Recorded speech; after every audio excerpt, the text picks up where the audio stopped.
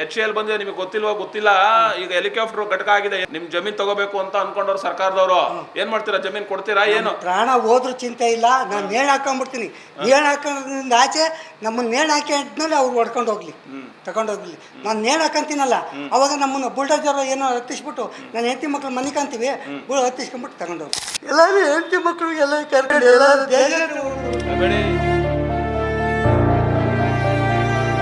ಎಲ್ಲ ಫಸ್ಲಿ ಬರೋಕ್ಕಲ್ಲ. ಕಂಡವ್ರಲ್ಲಿ ಕಸ ಹಾಕಿ ನಾವು ಬೋರ್ ಕೊರಿಸಿ ನೀರು ಬಂತು, ನಾವು ಜೀವನ ಮಾಡ್ತಾಯಿದ್ರಿ. ಈ ಥರ ಮಾಡಿಬಿಟ್ರೆ ದೇವರು ಕ್ಷಮಿಸಲ್ಲ.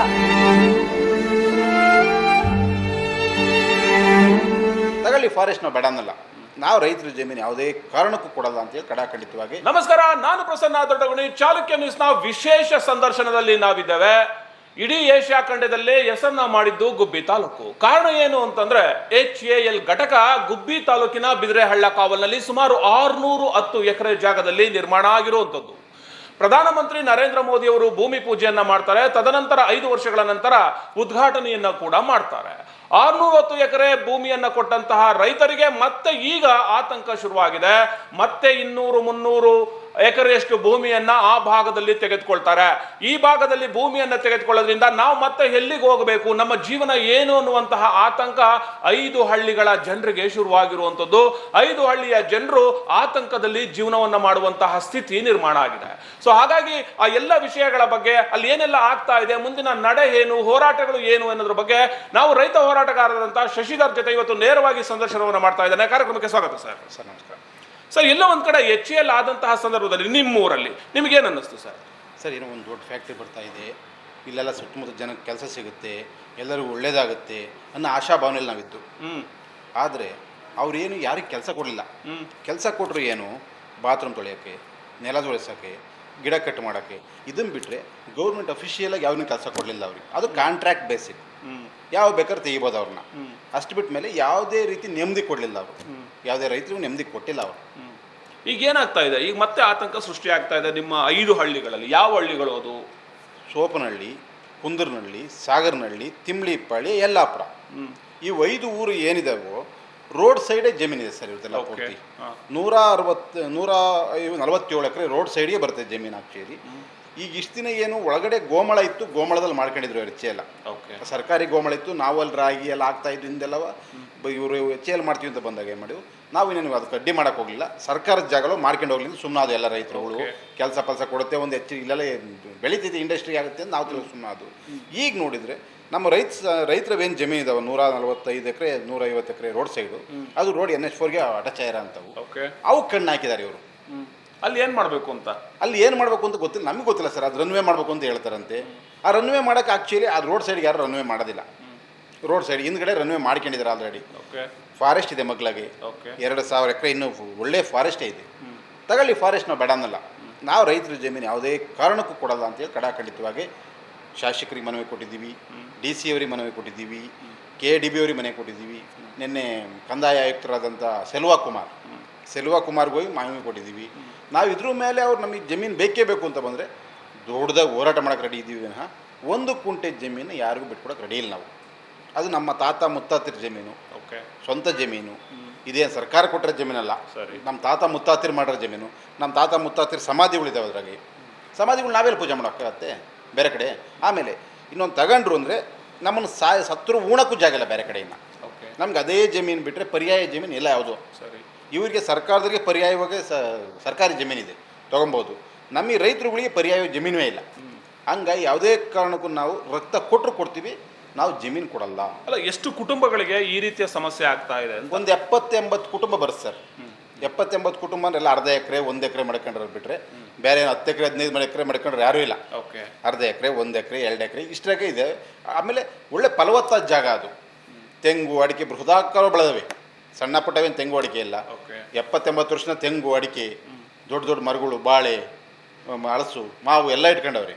ಅದ್ರಾಗ ಯಾವುದೇ ಕಾರಣಕ್ಕೂ ನಾವು ಜಮೀನು ಕೊಡೋರು ಇಲ್ಲ ಅಂತ ನಾವು ಹೇಳ್ತೀವಿ. ಈಗ 610 ಎಕರೆ ಆದಂತಹ ಸಂದರ್ಭದಲ್ಲಿ ನಿಮ್ಮ ಜಮೀನನ್ನ ಮುಂದಿನ ದಿನಗಳಲ್ಲಿ ತಗೊಳ್ತೀವಿ ಅಂತ ಏನಾದ್ರು ಪ್ಲಾನಿಂಗ್ ಇತ್ತಾ ಸರ್ಕಾರ? ಇಲ್ಲ ಸರ್, ಏನಿಲ್ಲ. ಗ್ರೀನ್ ಲ್ಯಾಂಡ್ ಅಂತ ಹೇಳಿ ಸರ್, ಇದೆಲ್ಲ ಗ್ರೀನ್ ಲ್ಯಾಂಡ್ ಬರುತ್ತೆ.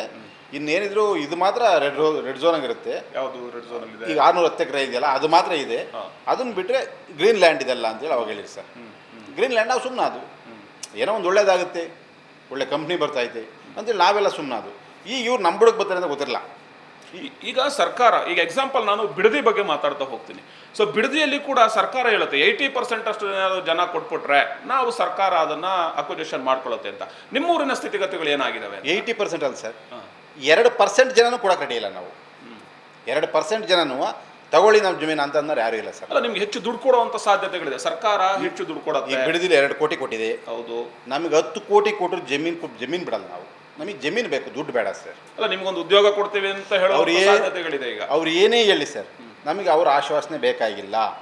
ನಮ್ಮ ಜಮೀನ, ನಮ್ಮ ತಾತ ಮುತ್ತಾತಿರು ಬಾಳಿರೋ ಜಮೀನ ನಾವು ಬಿಟ್ಕೊಡಕ್ಕೆ ರೆಡಿ ಇಲ್ಲ. ಅಲ್ಲ, ಇದು ಹೆಲಿಕಾಪ್ಟರ್ ಘಟಕ, ಒಂದು ರಕ್ಷಣಾತ್ಮಕವಾದಂಥ ಘಟಕ. ಯಾಕಂದ್ರೆ ಇದು ದೇಶದ ಬಗ್ಗೆ ಮಾತಾಡ್ತಿರುವಂಥದ್ದು, ರಕ್ಷಣೆಗೋಸ್ಕರ ಹೆಲಿಕಾಪ್ಟರ್ಗಳ ನಿರ್ಮಾಣ ಆಗ್ತಾ ಇರುವಂಥದ್ದು. ಹಾಗಾಗಿ ನೀವು ಮನಸ್ಸು ಮಾಡಬೇಕಾಗ್ತದೆ. ಒಂದು ಕೆಲವು ಟೈಮಲ್ಲಿ ತುಂಬ ಒತ್ತಡ ಆಗುವಂಥದ್ದು, ಮನಸ್ಸು ಮಾಡಬೇಕಾದಂಥದ್ದು ಎಲ್ಲವೂ ಕೂಡ ಇದೆ ಈ ಸಂದರ್ಭಗಳಲ್ಲಿ ಅಂತ. ಸರ್, ಹೆಲಿಕಾಪ್ಟರ್ ಘಟಕ ಅವರು ಒತ್ತಡ ಬಂದಾಗ ರೈತರು ಯಾರು ಬಾಂಬ್ ಹಾಕಲ್ಲ ಸರ್. ಅದ್ರ ಮೇಲೆ ನಾವು ರೈತರು ನಮ್ಮ ತೋಟ ನೋಡ್ಕೊಂಡಿರ್ತೀವಿ ಅಷ್ಟೇ, ನಾವು ಬಾಂಬ್ ಹಾಕಲ್ಲ.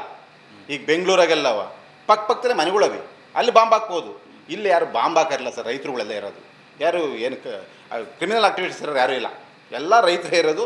ರೈತರು ಯಾವುದೇ ಕಾರಣಕ್ಕೂ ಬಾಂಬ್ ಹಾಕಲ್ಲ ಹೋಗಿ ಅದ್ರ ಮ್ಯಾಕೆ. ಇಲ್ಲ ಇದ್ರ ವಿರುದ್ಧವಾಗಿ ಏನು ಚಟುವಟಿಕೆ ಮಾಡಲ್ಲ ಯಾರು ನಾವು. ನಮ್ಮ ರೈತರ ಜಮೀನು ಏನಿದೆ, ನಾವು ಭತ್ತ, ರಾಗಿ, ತೆಂಗು, ಅಡಿಕೆ ಬೆಳ್ಕೊಂಡು ಅಲ್ಲಿರ್ತೀವಿ. ಬಿಟ್ಟರೆ ನಾವು ಬೇರೆ ಯಾವುದು ಆಕ್ಟಿವಿಟೀಸ್ ಮಾಡೋದಲ್ಲ ಅಲ್ಲಿ. ಹಂಗಾಗಿ ನಾವ್ಯಾಕೆ ಕೊಡೋಣ ಸರ್. ಈಗ ನೀವು ಜಿಲ್ಲಾಧಿಕಾರಿಗಳನ್ನ ಭೇಟಿ ಮಾಡಿದಿರಿ, ಶಾಸಕರನ್ನ ಭೇಟಿ ಮಾಡಿದಿರಿ. ನಿನ್ನೆ ಬೆಂಗಳೂರಿನಲ್ಲಿ ವಿಕಾಸಸೌಧದಲ್ಲಿ ಹೋಗಿ ಸೆಲ್ವಕುಮಾರ್ ಅವರನ್ನು ಕೂಡ ಭೇಟಿ ಮಾಡಿದ್ರೆ, ಸಂಬಂಧಪಟ್ಟ ಕಾರ್ಯದರ್ಶಿಗಳನ್ನ. ಏನು ಹೇಳ್ತಾರೆ ಸರ್ ಇವರು ಅಧಿಕಾರಿಗಳು, ಏನು ಹೇಳ್ತಾರೆ ಸರ್? ಶಾಸಕರು ಯಾವುದೇ ಕಾರಣಕ್ಕೂ ರೈತರ ಜಮೀನು ಕೊಡಲ್ಲ. ಪಕ್ಕದಲ್ಲಿ ಫಾರೆಸ್ಟ್ ಇದೆ, ತೊಗೊಳ್ಳಿ. ನೀವು ಇಲ್ಲಿ ಏನು ತಗೊಂತೀರೋ ಅದಕ್ಕೆ 1 to 2 ನಾವು ಕೊಡ್ತೀವಿ ಬೇರೆ ಕಡೆಯಿಂದ. ಶಾಸಕರು ದಿಟ್ಟ ನಿಲುವಾಗಿದ್ದಾರೆ. ಅವರು ಯಾವುದೇ ಕಾರಣಕ್ಕೂ ರೈತರ ಜಮೀನು ಕೊಡಲ್ಲ ಅಂತ ಇದ್ದಾರೆ. DC ಅವ್ರನ್ನೂ ಮಾತಾಡಿಸಿದಾಗ ಫಾರೆಸ್ಟ್ ತಗೊಂತೀವಿ ನಾವು, ರೈತರ ಜಮೀನು ಕೈ ಇಕ್ತಿಲ್ಲ ಅಂತ ಅವ್ರು ಹೇಳ್ತಾರೆ. KADB ಅವರು ನಮ್ಗೆ ಗೊತ್ತಿಲ್ಲ ಅಂತಾರೆ. KADB ಮಾಡ್ತಾರೆ, ನಮಗೆ ಗೊತ್ತಿಲ್ಲ ಅಂತಾರೆ. KADB ಅವ್ರನ್ನ ತುಮಕೂರಿನ ಮುಖ್ಯಸ್ಥರನ್ನ ಮೀಟ್ ಮಾಡ್ತೀವಿ ನಾವು. AC ಅವ್ರ ಕಡೆ ಕಳಿಸಿದ್ದಾರೆ, ನಾವು ಮಾಡ್ತಾ ಇದೀವಿ ಅಂತ ಹೇಳ್ತಾರೆ. ಅಲ್ಲಿಂದ ನಿನ್ನೆ ಬೆಂಗಳೂರಿಗೆ ಹೋಗಿ ಮಾಡ್ತೀವಿ. ಅವ್ರು ಬೆಂಗಳೂರಲ್ಲಿ ಏನಂತ ಹೇಳ್ತಾರೆ, ರನ್ವೇ ಮಾಡಬೇಕು ಅಂತ ಹೇಳಿ ನಮಗೆ ಕೇಳ್ತಾ ಇದ್ದಾರೆ ಅಂತ. ರೋಡ್ ಸೈಡ್ಗೆ, ರೋಡ್ NH4 ಅಟ್ಯಾಚ್ಗೆ ಯಾರು ರನ್ವೇ ಮಾಡೋಕ್ಕಾಗತ್ತೆ ಸರ್? ಈಗ ಈ ಮಧ್ಯದಾಗ ಇವರು ಗೇಟ್ ಇಟ್ಕೊಂಡು ಕೂತ್ಕೊಂಡು ಈ ಕಡೆ 3 ಕಿಲೋಮೀಟ್ರ್ ಬೇಕು, ಈ ಕಡೆ 3 ಕಿಲೋಮೀಟ್ರ್ ಬೇಕು ಅಂತ. ಎಲ್ಲಿಗೆ ಹೋಗ್ತಾರೆ ಸರ್ ರೈತರುಗಳು? 3 ಕಿಲೋಮೀಟ್ರ್ ಬಂದು ಎಲ್ಲಿಗೆ ಹೋಗ್ತಾರೆ ರೈತರುಗಳು? ಆಮೇಲೆ ರೋಡ್ಗೆ ಯಾರು ರನ್ವೇ ಮಾಡ್ತಾರೆ, ಹಿಂದ್ಗಡೆ ಮಾಡ್ಕೊಂತಾರೆ. ಹಿಂದ್ಗಡೆ ಫಾರೆಸ್ಟ್ ಇದೆ, ಬೇಜಾನು ತಗೊಳ್ಳಿ ಬಿಡಿ, ನಾವು ಬೇಡ. ಈಗ ನಿಮ್ಮ 147 ಎಕರೆ ಸರ್ಕಾರಕ್ಕೆ ಬೇಡ, ಬೇರೆ ಜಮೀನು ಇದೆಯಾ ಅಂತ? ಬೇರೆ ಫಾರೆಸ್ಟ್ ಇದೆಯಲ್ಲ ಸರ್? ಎಷ್ಟು ಜಮೀನು ಇದೆ? ಸುಮಾರು 2,000 ಎಕರೆ ಇದೆ ಸರ್. ಅರಗಲ್ ದೇವಿ ಗುಡ್ಡ ಕಾವಲ್ ಇದೆ, ಇದೇ ಬಿದ್ರಳ್ಳ ಕಾವಲ್ ಸರ್ವೆ ನಂಬರ್ 1ಕ್ಕೆ ಸೇರ್ಕೊಂಡಂತ ಫಾರೆಸ್ಟ್ ಇದೆ. ಆ ಫಾರೆಸ್ಟ್ ಬಿಡಿಸಳ್ಳಿ ಅವರು. ಆ ಜಾಗ ಇನ್ನು ಬೇಜಾನ್ ಜಾಗ ಇದೆ ಸರ್. 900 ಚಿಲ್ಲರೆ ಎಕರೆ ಬರ್ತಿದ್ದು ಸರ್ವೆ ನಂಬರ್ 1 ಬಿದ್ರಳ್ಳೆ ಕಾವಲು. ಇದಕ್ಕೆ ಅಟ್ಯಾಚ್ ಆಗಿ ಫಾರೆಸ್ಟ್ ಇದೆ. ಫಾರೆಸ್ಟ್ದು ಅಕ್ವೈರ್ ಮಾಡ್ಕೊಂಡ್ರೆ ಐತೆ. ಅವರೇ ಯಾರು ಈ ಬಿದ್ರಳ್ಳೆ ಕಾವಲು ಸರ್ವೆ ನಂಬರ್ 1 ಫಾರೆಸ್ಟ್ನರೇ ಅಕ್ವೈರ್ ಮಾಡ್ಕೊಂಡಿದ್ದಾರೆ. ಅದನ್ನು ಬಿಡಿಸ್ಕೊಳ್ಳಿ ಬಿಡಿ ಸರ್. ಅಲ್ಲ, ಈಗ ನಿಮ್ಮ ಜಮೀನಿಗೆ ಒಂದಷ್ಟು ದುಡ್ಡು ಕೊಡ್ಬೋದು ಸರ್ಕಾರ, ಆದ್ರೆ ಜಮೀನನ್ನ 1 ಎಕರೆ ಜಮೀನನ್ನ ಸರ್ಕಾರ ಕೊಟ್ರೆ 2 ಎಕರೆ ಜಮೀನನ್ನ ಸರ್ಕಾರ ಕೊಡಬೇಕು. ಜಾಗ ಇದೆಯಾ? ಫಾರೆಸ್ಟ್ ಅವ್ರಿಗೆ ಸರ್ಕಾರ ತಾಲೂಕು ಅಧಿಕಾರ ಕೊಡುತ್ತೆ ಸರ್. ಅದನ್ನ ಅದು ನಮಗೆ ಗೊತ್ತು ಸರ್. ತಾಲೂಕು ಅಧಿಕಾರಿಗಳು ಅದು ಕೊಡಬೇಕು, ಕೊಡ್ತಾರೆ ಎಲ್ಲಾರ. ಈಗ ಹೋಗ್ಲಿ ರೈತರಿಗೆ 1 ಎಕರೆ ಜಮೀನು 2 ಎಕರೆ ಜಮೀನು ಕೊಡ್ತಾರೆ ಎಲ್ಲಾರ ಕೊಡ್ತಾರ? ಅದು ಕೊಡಿಸಿ ಹೋಗ್ಲಿ. ಈಗ ಬೇರೆ ಕಡೆ ಜಮೀನು ಕೊಟ್ರೆ ನೀವು ಹೋಗ್ತೀರಾ? ಅಲ್ಲ, ಬೇರೆ ಕಡೆ ಜಮೀನು ಅಂತ ಆ ಥರ ನಮ್ಮ ಜಮೀನು ಕೇಳ್ತಾ ಇಲ್ಲ ಸರ್. ಈಗ ನಮ್ದು NH4 ಪಕ್ಕದಲ್ಲಿದೆ. NH4 ಪಕ್ಕದಲ್ಲಿ ಎಲ್ಲರೂ ಕೊಡಿಸ್ತೀವಿ ಬಿಡಿ. ಅಂದ್ರೆ ಆ ಏರಿಯಾದಲ್ಲೇ ಇರಬೇಕು, ನೀವು ಆ ಏರಿಯಾದಲ್ಲೇ ಇರಬೇಕು. NH4 ಪಕ್ಕದಲ್ಲೇ ಕೊಡಿಸ್ತೀವಿ ಬಿಡಿ. 4 ಎಕರೆ ತಗೊಂಡ್ರೆ 8 ಎಕರೆ ಕೊಡಿಸ್ತೀವಿ ಬಿಡಿ. ಅವ್ರಿಗೊಂದು ಮಾರ್ಗ, ಅದು ಮಾರ್ಗ ಆಗುತ್ತಲ್ಲ ಸರ್ ಅವ್ರಿಗೆ. ಇದನ್ನ 4 ಎಕರೆ ತಗೊಂಡ್ಬಿಟ್ಟು ಅವ್ರಿಗೆ ಹೋಗ್ತಾರೆ ಮುಂದಕ್ಕೆ. ಅಲ್ಲ, ಇದು ಒಂದು ಕೇಂದ್ರ ಸರ್ಕಾರದ ಪ್ರಾಜೆಕ್ಟ್ ಆಗಿರುವಂಥದ್ದು, ದೊಡ್ಡ ಪ್ರಾಜೆಕ್ಟ್ ಆಗಿರುವಂಥದ್ದು. ಯಾವುದೋ ಚಿಕ್ಕ ಪುಟ್ಟದ ರಾಜ್ಯ ಪುಟ್ಟದಾಗಿದ್ದಿದ್ರೆ ಬಿಟ್ಬಿಡಿ ಅಂತ ಅನ್ಬೋದಾಗಿತ್ತೇನೋ. ಸೊ ರಕ್ಷಣೆಗೆ ಸಂಬಂಧಪಟ್ಟಂಥದ್ದು ಮುಂದಿನ ದಿನಗಳಲ್ಲಿ ನಿಮಗೆ ಗೊತ್ತೋ ಇಲ್ವೋ ಗೊತ್ತಿಲ್ಲ, ಅಲ್ಲಿ ವಿಮಾನ ತಯಾರಿಕಾ ಕೇಂದ್ರಗಳನ್ನು ಕೂಡ ಮಾಡಬೇಕು ಅನ್ನುವಂಥದ್ದು ಕೇಂದ್ರ ಸರ್ಕಾರದ ಒಂದು ಮುಂದಿನ ದಿನದಲ್ಲಿ ಒಂದು ಐಡಿಯಾ ಇರುವಂಥದ್ದು ಕೂಡ ಇರುವಂಥದ್ದು. ತಮಗಿದ್ರ ಬಗ್ಗೆ ಗಮನ ಇರಲಿ. ಮುಂದಿನ ದಿನಗಳಲ್ಲಿ ಮತ್ತಷ್ಟು ಭೂಮಿಯನ್ನು ಸ್ವಾಧೀನಪಡಿಸ್ಕೊಳ್ಳುವಂತಹ ಒಂದು ಯೋಜನೆಯನ್ನು ಕೂಡ ಸರ್ಕಾರ ಹಾಕ್ಕೊಳ್ಳುತ್ತೆ. ಸೊ ಇಂಥ ನಡುವೆ ನಿಮ್ಮ ಹೋರಾಟ ಎಲ್ಲಿಗೆ ಮುಟ್ಟುತ್ತೆ ಅಂತ? ಸರ್, ಅದು ಎಲ್ಲಿಗೆ ಬೇಕಾದ್ರೂ ಮುಟ್ಬೋದು. ನಮ್ಮ ಪ್ರಾಣ ಹೋಗೋವರೆಗೂ ಮುಟ್ಬೋದು. ನಾವು ಜಮೀನು ಬಿಟ್ಕೊಡೋದಿಲ್ಲ. ಫಾರೆಸ್ಟ್ ಇದೆ, ತೊಗೊಳ್ಳಿ, ಅವ್ರು ಬೇಡ ಅನ್ನಲ್ಲ. ನಾವು ರೈತರ ಜಮೀನು ಯಾವುದಿದೆಯೋ ಅವ್ದು ಕೈ ಇಕ್ಕಕ್ಕೆ ಬಂದರು ಅಂದರೆ ಉಗ್ರವಾದ ಹೋರಾಟ ಸ್ಟಾರ್ಟ್ ಮಾಡ್ತೀವಿ ನಾವು. ಆ ಪ್ರಾಣ ಹೋದ್ರೂ ಬಿಡೋದಲ್ಲ ನಾವು. ಯಾರ 2-3 ರೈತರು ಸತ್ರು ಪರವಾಗಿಲ್ಲ. ನಾವು ಯಾವುದೇ ಕಾರಣಕ್ಕೂ ನಮ್ಮ ಮಕ್ಳಿಗೆ ಚೆಂಪು ಕೊಡೋಕೆ ರೆಡಿ ಇಲ್ಲ. ನಾವು ನಮ್ಮ ಹುಟ್ಟಿರೋ ಮಕ್ಳಿಗೆ ಚೆಂಪು ಕೊಡೋಕೆ ರೆಡಿ ಇಲ್ಲ. ನಮ್ಮ ಅಪ್ತಿರು ನಮ್ಮ ತಾತಿರು ಹಿಂದಿಂದ ಉಳಿಸ್ಕೊಂಬಂಡೋರು ಆಸ್ತಿಯ. ಇವತ್ತು ನಾವು ಅದನ್ನು ಕಳ್ಕೊಂಡು ನಾವು ಮಕ್ಳಿಗೆ ಚೆಂಪು ಕೊಡೋಕೆ ರೆಡಿ ಇಲ್ವಲ್ಲ ನಾವು. ಹಂಗೆ ನಮ್ಮ ಮುಂದಿನ ಪೀಳಿಗೆ ಬೇಕಲ್ಲ ಸರ್ ನಮಗೂ. ಈಗ ಯುದ್ಧ ವಿಮಾನ ಮುಂದಿನ ಪೀಳಿಗೆ ಎಷ್ಟು ಬೇಕದು? ಮುಂದಿನ ಪೀಳಿಗೆ ನಮ್ಮ ಮಕ್ಳುಗಳೇ ಇಲ್ಲದ ಮೇಲೆ ನಾವಿಲ್ಲದ ಮೇಲೆ ಯುದ್ಧ ವಿಮಾನಕ್ಕೆ ತಾಂಡು ಏನು ಮಾಡೋಕ್ಕಾತ್ ನಾವು? ಅನ್ನ ಬೆಳೆಯೋ ರೈತರಿಗೆ ಅನ್ನ ಬೆಳೆ ರೈತರಿಲ್ಲ ಅಂದಮೇಲೆ ಆ ಯುದ್ಧ ವಿಮಾನ ತಾಂಡು ಏನು ಮಾಡೋಕ್ಕಾತ್ ನಾವು? ನಾವೇನು ಯುದ್ಧ ಮಾಡಕ್ಕೆ ಹೋಗ್ಬೇಕಾಯ್ತು ಎಲ್ಲಾರ? ಇಲ್ವಲ್ಲ. ಹೋಗ್ಲಿ ಬಿಡಿ, ಎಲ್ಲ ಬಯಲು ಸೀಮೆ ಕಡೆ ಇರೋ ಕಡೆ ಹೋಗಿ ಮಾಡ್ಕೊಳ್ಳಿ. ಇನ್ನೂ ಅಷ್ಟ ಇಲ್ಲಿ ಬಂದು ಕೂತಾರೆ 600 ಎಕರೆ, ಓಕೆ ಸ್ಟಾಪ್ ಮಾಡ್ಕೊಳ್ಳಿ. ಮಿಕ್ಕಿದ್ದು ಇಲ್ಲ ಬೇಕು ಅಂತ ಫಾರೆಸ್ಟ್ ತಗೊಳ್ಳಿ, ಇಲ್ಲ ಅಂತಂದರೆ ಬಯಲು ಸೀಮೆ ಎಲ್ಲರ ಜಾಗ ಹುಡುಕೊಂಡು ಮಾಡಿಕೊಳ್ಳಿ ಸರ್. ನಮಸ್ಕಾರ ಯಜಮಾನ್ರೆ. ನಮಸ್ಕಾರ. ಯಾವ ಊರು ತಮ್ಮದು? ಏನು ಎಷ್ಟು ಏಜ್ ನಿಮ್ಮದು? ನಮ್ಮದು ಸಾಗರನಹಳ್ಳಿ. ಹಾಂ. ನಮಗೆ 67 ವರ್ಷ ಈಗ. ನಾನು 2 ರೂಪಾಯಿ ಕೂಲಿ 3 ರೂಪಾಯಿ ಕೂಲಿಯಿಂದಲೂ ಮಣ್ಣೊತ್ತು ಈ ಸ್ಥಿತಿ ಬಂದ್ಬಿಟ್ಟಿದ್ದೀವಿ. ನಂಗೆ ಸೈಕಲ್ ಹೊಡೆಯೋಕ್ಕೂ ಬರಲ್ಲ, ಏನೂ ಇಲ್ಲ. ಯಾರನ್ನ ಕೈ ಹಾಕ್ಕೊಂಡು ಜೀವನ ಸಾಗಿಸ್ತಾ ಇರೋದು. ನಮ್ಮದು ಅರ್ಧ ಎಕರೆ ಬಿಟ್ಟರೆ ಜೀವನ ಯಾವುದೂ ಇಲ್ಲ. ಅದರೊಳಗೆ ಕಂಡರ್ನಲ್ಲಿ ಕಸ ಹಾಕಿ 10 ಪೈಸಾ ಕೂಡಿಕೆ ಒಂದು ಬೋರ್ ಕೊರೆಸ್ಕೊಂಡು ಒಂದಿಷ್ಟು ತೋಟ ಅಂತ ಮಾಡ್ಕೊಂಡಿದ್ದೀವಿ. ಅಲ್ಲೇ 30-40 ವರ್ಷ ಆಯಿತು ತೋಟ, ತೆಂಗಿನ ಗಿಡಕ್ಕೆ. ಅದೊಂದ್ರೊಳಗೆ ಒಂದು ಸ್ವಲ್ಪ ಅಡಿಕೆ ಗಿಡ ಐತೆ. ಅದನ್ನ ಬಿಟ್ಟು ನಮ್ಗೆ ಇನ್ನೇನೂ ಇಲ್ಲ. ಕೇರ್ ಆಫ್ ಫುಟ್ಪಾತ್ ಸರ್ಕಾರ ನಿಮ್ಮನ್ನು ಒಕ್ಲಬಿಸುತ್ತೆ. HAL ಬಂದಿದೆ, ನಿಮಗೆ ಗೊತ್ತಿಲ್ಲ. ಈಗ ಹೆಲಿಕಾಪ್ಟರ್ ಘಟಕ ಆಗಿದೆ. ಹೆಲಿಕಾಪ್ಟರ್ ಹಾರಾಡ್ತಾವ ನಿಮ್ಮೂರಾಗೆ? ಇಲ್ಲ, ಹಾರಾಡ್ತಿಲ್ಲ. ಇನ್ನ ಹಾರಾಡ್ತಾ ಮುಂದಕ್ಕೆ ವಿಮಾನ ಹಾರಾಡ್ತವೆ. ನಿಮ್ ಜಮೀನ್ ತಗೋಬೇಕು ಅಂತ ಅನ್ಕೊಂಡವ್ರು ಸರ್ಕಾರದವರು. ಏನ್ ಮಾಡ್ತೀರಾ? ಜಮೀನ್ ಕೊಡ್ತೀರಾ? ಏನು ಪ್ರಾಣ ಹೋದ್ರೂ ಚಿಂತೆ ಇಲ್ಲ. ನಾನು ನೇಣು ಹಾಕೊಂಡ್ಬಿಡ್ತೀನಿ. ನೇಣು ಹಾಕೋದ್ರಿಂದ ಆಚೆ ನಮ್ಮನ್ನ ನೇಣು ಹಾಕಿದ್ಮೇಲೆ ಅವ್ರು ಹೊಡ್ಕೊಂಡು ಹೋಗ್ಲಿ, ತಗೊಂಡೋಗ್ಲಿ. ನಾನು ನೇಣು ಹಾಕಂತೀನಲ್ಲ, ಅವಾಗ ನಮ್ಮನ್ನು ಬುಲ್ಡೋಜರ್ ಏನೋ ಹತ್ತಿಸ್ಬಿಟ್ಟು ನನ್ನ ಹೆಂಡತಿ ಮಕ್ಳು ಮನೆ ಕಾಣ್ತೀವಿ, ಹತ್ತಿಸ್ಕೊಂಡ್ಬಿಟ್ಟು ತಗೊಂಡೋಗ್ಬಿಡಿ ಅಷ್ಟೇ. ನಾವಿನ್ನೇನೂ ಮಾಡೋಕ್ಕಾಗಲ್ಲ.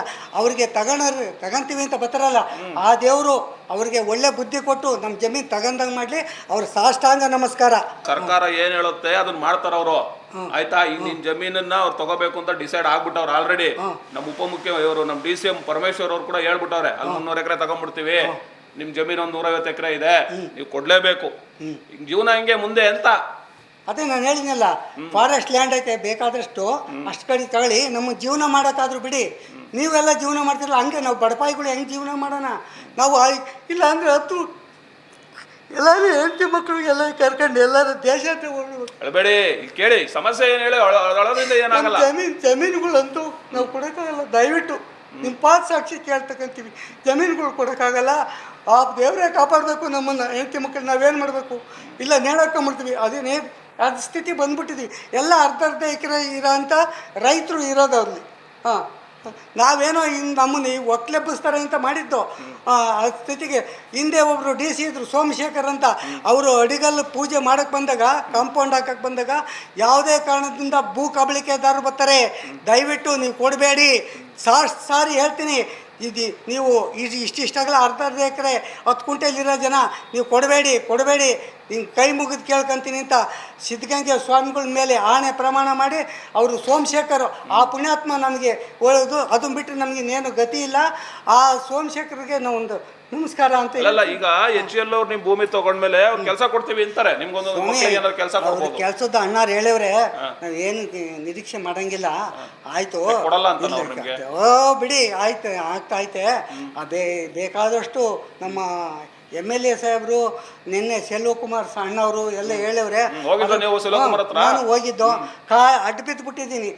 ನಮ್ಮ ಜಮೀನು ತಗೊಂಡಂಗೆ ಮಾಡ್ರಪ್ಪ, ನಿಮ್ಮ ದೇವ್ರು ಒಳ್ಳೆ ಬುದ್ಧಿ ಕೊಡಲಿ, ನಿಮ್ಮ ಹೆಂಡತಿ ಮಕ್ಕಳು ಒಳ್ಳೆ ಇದಿರಲಿ. ನನಗಾಲೇ 67 ವರ್ಷ. ನಾನು ಈಗಾಲೇ ಎಂತೆಂಥವು ಕಾಯಿಲೆ ಬರ್ತವೆ, ಯಾವಾಗ ಸಾಯ್ತೀವೋ ಗೊತ್ತಿಲ್ಲ. ಅದರಿಂದ ನಾವು ಕೊಡೋಕ್ಕಾಗಲ್ಲ. ಇಲ್ಲ, ನಿಮ್ಮ ಹತ್ರ ನಾವು ಕಿತ್ಕೊಂತಾರೆ, ಸರ್ಕಾರ ತಗೊಂಡಿದ್ದಾರೆ. ಏನು ಮಾಡ್ತೀರಿ? ನಾನು ನೇಣು ಹಾಕಂತೀವಿ. ನನ್ನ ಹೆಂಡತಿ ಮಕ್ಕಳನ್ನ ಮನೆಕೊಂಬಿಟ್ಟು ಅತಿಶಯ ತಗೊಂಡೋಗ್ಬಿಟ್ಲಿ ಅಷ್ಟೇ. ನಾವಿನ್ನೇನು ಹೇಳೋಕ್ಕಾಗಲ್ಲ ಹೆಚ್ಚಿಗೆ. ಅವತ್ತೇ ಎಲ್ಲ ಹೇಳಿದ್ವಿ. ದುಡ್ಡು ಕೊಡ್ತಾರೆ ಕಣ, ದುಡ್ಡು ಕೊಡ್ತಾರೆ. ದುಡ್ಡು ಯಾರು ದುಡ್ಡು ತಿಂತೀವ ನಾವು? ಅನ್ನ ರೇಷನ್ ಬೆಳ್ಕೊಂಡು ತಿನ್ನಬೇಕು. ನಾನು ತರಕಾರಿ ವ್ಯಾಪಾರ ಮಾಡ್ತೀನಿ ನಿಮ್ಮೂರಲ್ಲೇ. 10 ರೂಪಾಯಿಗೂ ಒಂದೊಂದು ಮನೆ ಹತ್ರ ಹೋಗ್ತೀನಿ. ಹಾಂ, 10 ರೂಪಾಯಿಗೂ ಒಂದೊಂದು ಸೊಪ್ಪು ಬರಬೇಕು, 10 ರೂಪಾಯಿ ಬರಬೇಕು. ನಿಮ್ಮ ಮನೆಗಳು ತಿರುಗ್ತೀನ, ನಂಬೋದ್ರೊಳಗೆ ಬೆಳಿತೀನಿ. ನಾನೇ ತರಕಾರಿ ವ್ಯಾಪಾರ ಮಾಡ್ತೀನಿ, ಜೀವನ ನಡೆಸ್ತಾ ಇದ್ದೀನಿ. ದಯವಿಟ್ಟು ನಿಮ್ಮ ಕೈ ಮುಗಿದು ಕೇಳ್ಕೊಂತೀನಿ, ಯಾರೋ ಜಮೀನು ನಮ್ಮವ್ವ ಇದು ಮಾಡಬೇಡ್ರಿ ಕಣ್ರಪ್ಪ, ನಿಮ್ಮ ಖಾಲಿ ಬಿದ್ದು ಕೇಳ್ಕೊಂತೀನಿ. ಎಷ್ಟು ಎಕರೆ ಐತೆ ಜಮೀನು? ಒಂದು ಅರ್ಧ ಎಕರೆ ಅಷ್ಟೇ. ಅರ್ಧ ಎಕರೆ? ಕೊಡೋಕ್ಕಾಗಲ್ಲ. ದಯವಿಟ್ಟು ನೀವೇನಂದ್ರೂ ಸರಿ, ನೀವು ಅಕಸ್ಮಾತ್ ತಗೋಬೇಕು ಅಂದರೆ ನಾನು ನಿರ್ಧಾರ ಮಾಡಿಬಿಟ್ಟಿದ್ದೀನಿ. ನಾನು ನಮ್ಮ ಮನೆಯವರು. ನೀವೇನು ಬೇಕಾದ್ರೂ. ಏನೇನು ಬೆಳೀತಾ ಇದ್ರೆ ಅರ್ಧ ಎಕರೆ ಏನು ಬೆಳೀತಾ? ನಾನು ಸೊಪ್ಪು ತರಕಾರಿ ಟೊಮೊಟೊ, ಇನ್ನಿತರೆ ಎಲ್ಲ ಪರಂಗಿ ಹಣ್ಣು ಮಾಡ್ತೀನಿ. ಇದು ಕರಿಬೇವಿನ ಸೊಪ್ಪು ಗಿಡ ಹಾಕಿದ್ದೀನಿ. ಒಂದಿಷ್ಟು ಒಂದು 25-30 ಗಿಡ ತೆಂಗಿನ ಗಿಡ ಐತೆ, ಅದರೊಳಗೆ ಒಂದು 200 ಗಿಡ 250 ಗಿಡ ಅಡಿಕೆ ಗಿಡನೂ ಐತೆ. ಎಲ್ಲ ಫಸಲಿ ಬರಕಾಲ ಕಂಡರ್ನಲ್ಲಿ ಕಸ ಹಾಕಿ ನಾವು ಬೋರ್ ಕೊರೆಸಿ ನೀರು ಬಂತು, ನಾವು ಜೀವನ ಮಾಡ್ತಾಯಿದ್ವಿ. ಈ ಥರ ಮಾಡಿಬಿಟ್ರೆ ದೇವರು ಕ್ಷಮಿಸಲ್ಲ. ನಮ್ಮನ್ನು ಯಾಕೆ ಈ ಕಣ್ಣಲ್ಲಿ ನೀರು ಹಾಕಿಸ್ತಾರೆ ಈ ವಯಸ್ಸಲ್ಲಿ? ನಾವು ಏನು ಮಾಡಬೇಕು? ದಯವಿಟ್ಟು ನಿಮ್ಮ ಕೈ ಮುಗಿದು ನಿಮ್ಮ ಖಾಲಿ ಬಿದ್ದು ಕೇಳ್ತೀನಿ, ಅದಕ್ಕೆ ಅವಕಾಶ ಕೊಡಬೇಡಿ ಕಣ್ರಪ್ಪ ದಯವಿಟ್ಟು. ನಾವಿನ್ನೇನು ಇದ್ರೆ ಹೇಳೋಕ್ಕಾಗಲ್ಲ. ಒಂದು ತುತ್ತು ಅನ್ನ ತಿನ್ಬೇಕಾದ್ರೆ ಈಗೆಲ್ಲ ಹೋರಾಟ ಆಗಿರೋದಕ್ಕೆ ಯಾವ ಗಳಿಗೆಲ್ಲಪ್ಪ. ಈ ರಾತ್ರಿ ನಂಗೆ ನಿದ್ದೆನೇ ಬರೋಲ್ಲ, ಎದ್ದು ಕೂತ್ಕೊಂಡಂಗೆ ಆಗ್ತೈತೆ. ನೋಟಿಸ್ ಕೊಟ್ಟವ್ರ ನಿಮಗೆ? ಇಲ್ಲ, ನೋಟಿಸ್ ಬಂದರೆ ಮುಗ್ದೋಯ್ತು ನಮ್ಮದು, ಹೋಗೇ ಬಿಟ್ಟು ಅಂತ ತಿಳ್ಕೊಳ್ಳಿ. ನೋಟಿಸ್ ಕೊಟ್ಟರು ಮಾತ್ರ ಅವತ್ತಲೇ ನಾನು ಹೋಗೋದು. ಅವತ್ತಲೇ ಎಲ್ಲಿಗೆ? ದೇವ್ರ ಪಾದಕ್ಕೆ ಅವತ್ತಲೇ ಸೇರ್ತೀನಿ ನಾನು. ನೋಟಿಸ್ ಬಂತು ಅಂದಿದ್ದಿಸ್ಲೇ. ಎಷ್ಟು ಜನ ಅವರ ನಿಮ್ಮಂಥವ್ರು ಅಲ್ಲಿ? ಬೇಕಾದಷ್ಟು ಜನ ಅವರೇ, ಬರೀ ಎಲ್ಲ ಬಡಪಾಯಿಗಳೇ. ದಯವಿಟ್ಟು ಇದಕ್ಕೆ ಆಸ್ಪದ ಕೊಡಬೇಡಿ. ನಿಮ್ಮ ಕೈ ಮುಗಿದು ನಿಮ್ಮ ಕಾಲು ಮುಗಿದು ಕೇಳ್ತಕ್ಕಂತೀನಿ. ನಾನು ಇನ್ನಿದ್ರೆ ಏನು ಹೇಳೋಕ್ಕೆ ಇದಿಲ್ಲ. ಬೇಕಾದಷ್ಟು ಫಾರೆಸ್ಟ್ ಲ್ಯಾಂಡ್ ಐತೆ ಕೊಡಿಸ್ತೀನಿ ಅಂತ ನಮ್ಮ MLA ಸರ್ ವಾಸಣ್ಣವ್ರು ಹೇಳಿದರೆ ಅವ್ರ ಪ್ರಕಾರ ನಡ್ಕೊಳ್ಳಿ. ಯಾಕೆ ಹಿಂಗೆ ನಮ್ಮನ್ನು ಬಡಪಾಯಿಗಳನ್ನ ಅಯ್ಯೋ ಅನ್ನಿಸ್ತೀರಾ? ಸಮಸ್ಯೆಗಳನ್ನ ನೀವು ಸರ್ಕಾರಕ್ಕೆ ಹೇಳಿ, ಅಕಸ್ಮಾತ್ ಅವ್ರಿಗೆ ಅನುಕೂಲ ಆಯಿತು ಅಂತಂದ್ರೆ ಖಂಡಿತ ನೀವು ಜಮೀನು ಉಳಿಯುತ್ತೆ. ನೀವು ನಮಗೆ ಲೋನು ಕೊಡಬೇಡಿ, ಏನು ಕೊಡಬೇಡಿ, ನಮ್ಮ ಜೀವನ ಮಾಡೋಕ್ಕಾದ್ರೂ ಬಿಡಿ. ನಾನು ಇನ್ನು ಎಷ್ಟು ವರ್ಷ ಇರ್ತೀನೋ ಗೊತ್ತಿಲ್ಲ ಅಲ್ಲೂರ. ನಿಂತು ಕೆಟ್ಟ ಹೆಸರು ತಗೋಬೇಡಿ ಸರ್ಕಾರಕ್ಕೆ. ನೀವು ಒಳ್ಳೆ ಹೆಸರು ತಗೊಳ್ಳಿ. ನಮ್ಮಂಥರ ಆಶೀರ್ವಾದ ಒಳ್ಳೆಯರಪ್ಪ. ಈ DK ಸಾಹೇಬರು ಒಳ್ಳೆಯರು. ನಮ್ಗೆ 2,000 ರೂಪಾಯಿ ಬರ್ತೈತೆ ನಮ್ಮ ಮನೆಯವ್ರಿಗೆ, ನನಗೂ ಒಂದು 1,200 ರೂಪಾಯಿ ದುಡ್ಡು ಬರ್ತೈತೆ. ಅವ್ರಿಗೆ ಒಳ್ಳೇದಾಗಲಿ ಅಂತೀವಿ, ಸುಳ್ಳು ಹೇಳ್ತಾ ಇಲ್ಲ. ನಾನು ವೀರಶೈವ ಲಿಂಗಾಯತರು, ನಾನು ಪೂಜೆ ಮಾಡಬೇಕಾದ್ರೆ ಅವ್ರಿಗೆ ಒಳ್ಳೇದಾಗಲಿ DK ಸಾಹೇಬ್ರಿಗೆ. ಸಿದ್ದರಾಮಯ್ಯನವರು ಅಷ್ಟೇ ರೇಷನ್ ಕೊಡ್ತಾರೆ ಫ್ರೀ, ಇಂಥೆಲ್ಲ ಬರ್ತೈತೆ. ದಯವಿಟ್ಟು ನಿಮ್ಮ ಖಾಲಿ ಬಿದ್ದು ಕೇಳ್ಕೊಂತೀನಿ, ನಮ್ಗೆ ಅದಕ್ಕೆ ಆಗಿಸ್ಪದ ಕೊಡಬೇಡಿ ಕಣ್ರಪ್ಪ. ನಾನಿನ್ನೇನು ಹೇಳಕ್ಕೆ ಬರಲ್ಲ. ಓಕೆ, ಬಹುತೇಕ ಇದುವರೆಗೂ ತಾವು ಕೇಳ್ತಾ ಇದ್ದೀರಾ, ಸುಮಾರು 5 ಹಳ್ಳಿಗಳಲ್ಲಿ ದೊಡ್ಡ ಮಟ್ಟದ ಸಮಸ್ಯೆ, ಒಂದು ಆತಂಕ ಸೃಷ್ಟಿ ಆಗ್ತಾ ಇದೆ. 147 ಎಕರೆಯನ್ನ HAL ಸ್ವಾಧೀನ ಪಡಿಸ್ಕೊಳ್ಳುತ್ತೆ ಅಂತ ಹೇಳಿ KIRDB ಈಗಾಗಲೇ ಮುಂದುವರೆದಿದೆ. ಇಲ್ಲಿನ ರೈತರು ಕಣ್ಣೀರಲ್ಲಿ ಪ್ರತಿನಿತ್ಯ ತೊಳಗ್ತಾ ಇರುವಂಥದ್ದು. ನಾನು ಸಾಯ್ತೇನೆ, ನನ್ನ ಹೆಣದ ಮೇಲೆ ಬೇಕಾದ್ರೆ ನೀವು ಜಮೀನನ್ನು ತೆಗೆದುಕೊಂಡು ಹೋಗಿ, ಆದರೆ ನಾವು ಮಾತ್ರ ಯಾವುದೇ ಕಾರಣಕ್ಕೂ ಜಮೀನನ್ನು ಬಿಟ್ಕೊಡಲ್ಲ ಅಂತ ಹೇಳಿ ದೊಡ್ಡ ಹೋರಾಟ ಕೇಳಿದ್ದಾರೆ. ಧನ್ಯವಾದಗಳು. Welcome to KK Jungle Resort Tumco!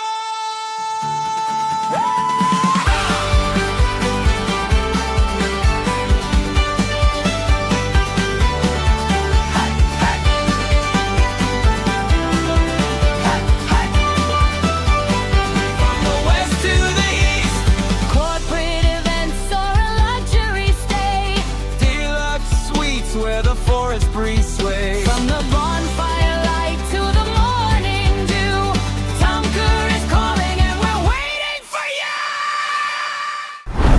Chalukya news, ಜನರಿಗೋಸ್ಕರ.